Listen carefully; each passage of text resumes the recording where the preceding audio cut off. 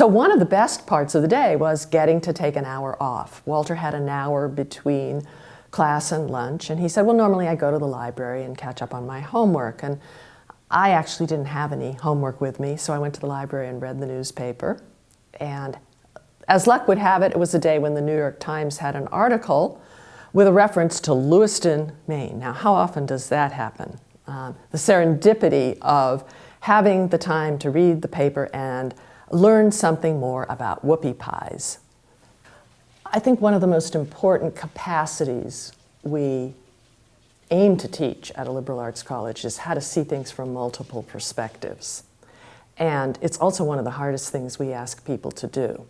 So a primary reason for this little experiment in trading places with a student is to give myself an opportunity to see from a very different perspective what Bates looks like on any given day. Students and faculty and staff are really wonderful during the day. They look at me as if I really were a student. They talk to me in a different way. They approach me with a different kind of attitude and set of questions, and they really make me feel very welcome to Bates in a different capacity. When you think about it, a president's perspective on the colleges is very high level and external in many of its dimensions. And a student's perspective is very on the ground and singular in its perspective. And so the opportunity for the president to see a single experience and the student to see the more global experience is terrific. I get to see the trees and he gets to see the forest. The most surprising thing to me was learning about the collaborative nature of the college and the administration. I think all students, including myself, are really quick to judge a particular decision that the administration makes.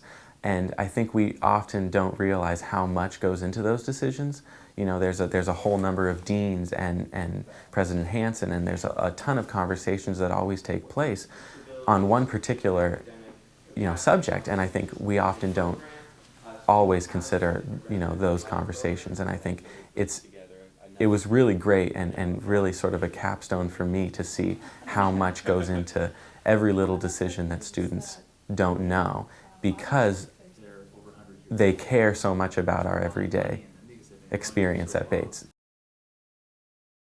Commons actually is quite a lively place at 7:30 in the morning. I had no idea students got up that early. It was extraordinary to see Jim Hughes in action. We all know what these people must be like in the classroom, but to really, really see it. And presenting very complex materials, using a blackboard, really low-tech class to talk about highly complex and sophisticated economic principles, and making mistakes and then getting the eraser out.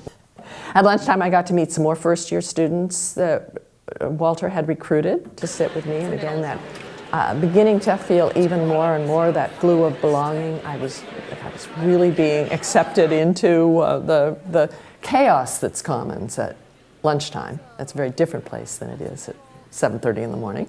My second and last class of the day was a 3-hour seminar with Ned Harwood on the gardens of Versailles.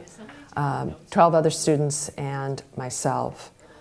Extraordinary, again, to see the student engagement. And finally, I went to debate practice. Debaters that I saw were really teaching themselves to do exactly what I thought Student for a Day was all about. They were teaching themselves to see from other perspectives. I sat with one of the senior debaters who was a mock judge, and I watched him go back and forth, helping each side to build a stronger argument. At the end of the day, my appreciation for the value of 4 years when this is what you do every day. It's awfully easy to take that for granted at the time. It reminded me of what Mark Twain says about education. If only we could begin at 80 and move backwards, we would get so much more out of life.